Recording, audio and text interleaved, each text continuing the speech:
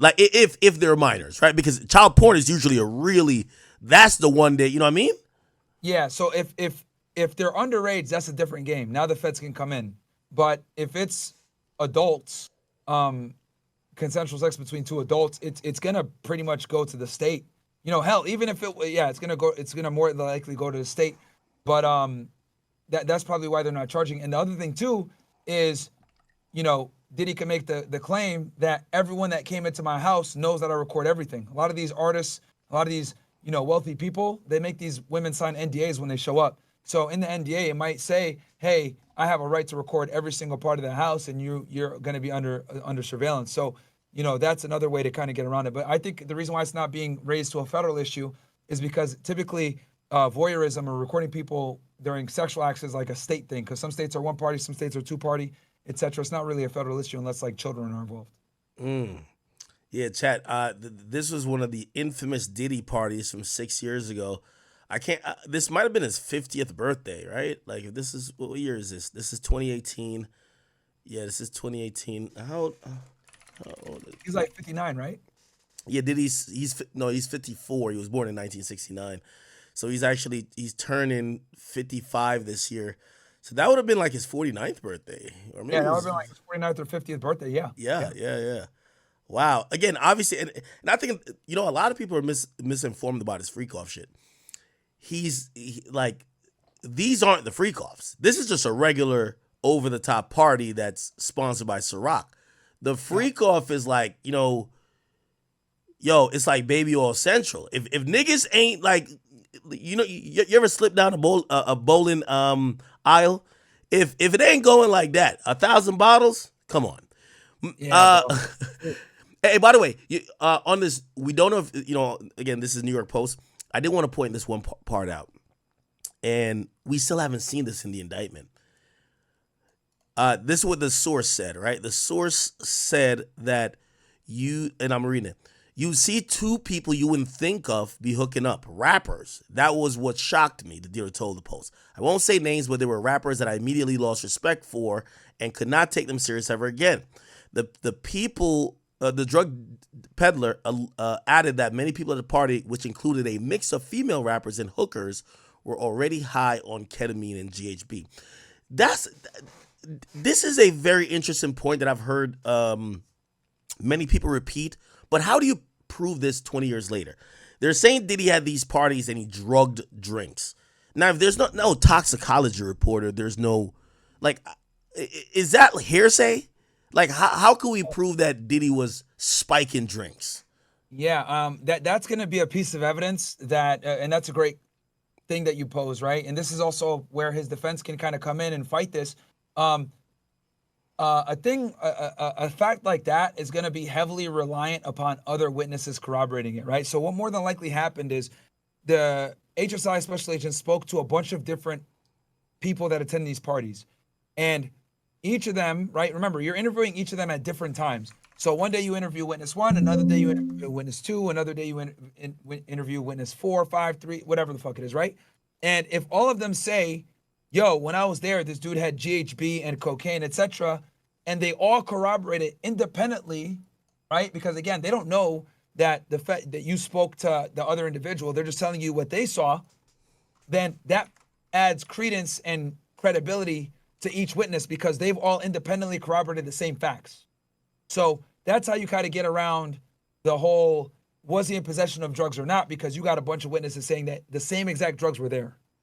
By the way, also this article leads with the headline that says featuring gay rappers, but we're not hearing men. I mean, there's some guys that obviously Lil Rod is saying he was sexually assaulted, but like he never said he got penetrated.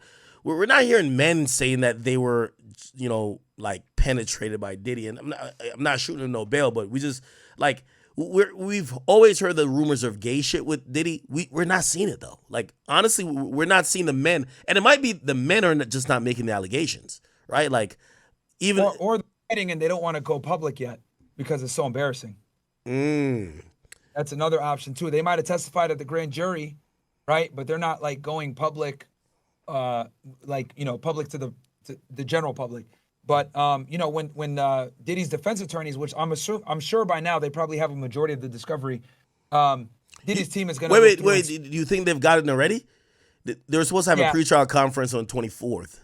they probably have a significant amount of the discovery already guaranteed. Because like I said before, um, when I'm going into the grand jury room to testify, my AUSA already has all the documents she needs or he needs for trial, pretty much. A lot of AUSAs don't like to indict until they got like damn near 80% of the stuff they need for trial. So they've probably already started the discovery process, and Diddy's defense team probably already has a significant amount of it. Hey, by the way, chat, I'll read this other article, which again, New York Post. They have these sources. This one happens to be. It says, and let me read this. I want to hear your reaction to it. One of the Department of Homeland Security agents who helped to raid Diddy's Florida abode claimed the music mogul had rooms that were clearly dedicated to sex with all cameras around. So, if you were in the sex party, this is a direct quote, you were being recorded from every possible angle, including angles you wouldn't even have known about, the source said.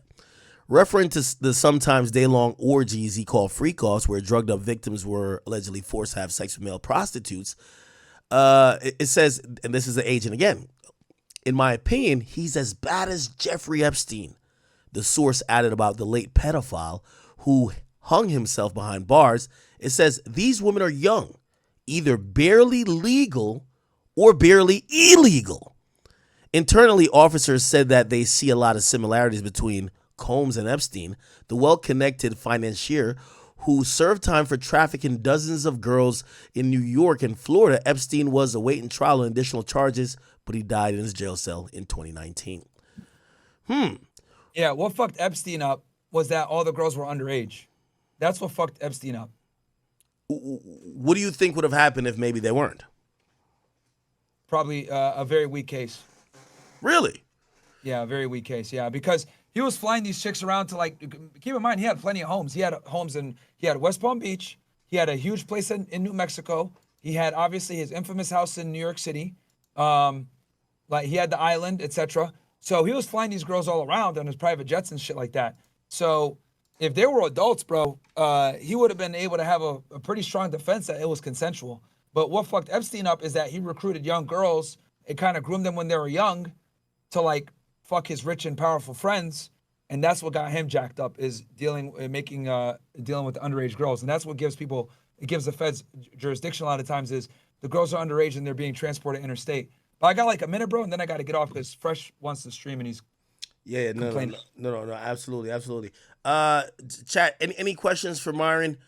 By the way, definitely. Anytime you hop on my stream when we're talking about shit like this, you always give so much valuable information. Absolutely, bro. I love it, man. Like I said, if it wasn't for doing a podcast and shit like that, bro, I would have never left and resigned. It was literally one of the best jobs ever. It was fun, and I'm very passionate about it. I'm sure you guys can tell from the way I speak about it. But the reason why I know all this shit is because like I worked really hard when I was an agent, so like I got to learn all this shit through experience. Okay, one last question, still multi-parted. Sure. This question I have it written down that I'll eventually ask Bradford Cohen, a very notorious defense attorney, but I do want to hear your take on it. Sure. So, on a lawyer legal side of it, you have civil complaints and then you have a criminal. Clearly, the criminal is going to be the most important thing. It's the reason why he's locked up. Yep. A civil case can be drawn out for years, or it could even be just waived because it's frivolous and just doesn't mean anything. Here's the interesting part, as he's the last thing he's gotten is not a civil case, it's a criminal case, which now, if we are in the belief that maybe this investigation was spurred off of a civil litigation, should Diddy almost like, try to drag the civil stuff out, or should he settle? Or because here's the thing, if new people are jumping into the civil market, they all want money, but they're coming with additional investigation leads that the prosecutor could be like, oh, let's go talk to this person. We just read this new civil filing, or oh shit, they know the person, or they have a video of this. How do you think I'll ask you from the agent perspective, would you be still number one, are you done with the case after you hand it to the AUSA? And number two, are you looking at these new civil filings to get additional leads as you either try to go for additional indictments or bolster the case for the AUSA? That's a great question. So this is a double-edged problem, right? There's a double-edged sword. So on one hand, these people are coming with civil cases, which means that they have axe to grind. They know Diddy personally. They can be a good witness, and they probably have some intimate knowledge that can help you on your criminal case. However, the fact that they're launching a civil case and trying to get money and recuperate from damages, etc., also hurts their credibility to a degree. Because what the defense is going to say is, yo, well, these people, of course, are going to tell you what you want to hear and cooperate because they want to get money. They want they're not they have an axe to grind with this individual. They want revenge, right? Are they really victims? These people went ahead and they consensually had sex with them, and now they want to come back and jump on the fucking bandwagon and make some money because everyone else is suing this guy. So, yes, you are getting individuals that are kind of coming forward and allows the feds to kind of go identify them and talk to them. But them launching a civil suit does hurt their credibility a little bit. So, so it's a double-edged sword in that regard, I would say. Oh wow, yeah, yeah. Hey, just send me a text the next time you're because I'm gonna be doing this for the rest of the day, but like tomorrow or whatever, I love to coordinate that we at least get like an hour or two in. By the way, if this ever goes to trial, I have a really, I think, decent plan of how this could be covered. I would definitely love you involved. We can talk about that offline though, clearly. Absolutely, bro. Absolutely. We'll have to go there in person because they don't let you record in federal court. But I could. Oh yeah, definitely no. Of course, that was part of the plan. Yeah, the real IRL streaming. Yeah, no, let's fucking do it, man. But yeah, thank you for having me on, bro. Guys, check me out on twitch.tv/freshofit, Fed Reacts on YouTube and on Rumble. And Act, thanks for having me on, bro. And I'm always happy to do this. I'll jump on the next time you do a Diddy stream. No, of course. I appreciate it, brother. All right, bro. Anytime. Be safe. All right, you too. Later, guys. Hardcore, shorty scam me like a barcode, heartbreaking, I go viral, they don't know me, so the same niggas smoking out the OZ, ice cold type lit, and I might smoke, hydro, contemplating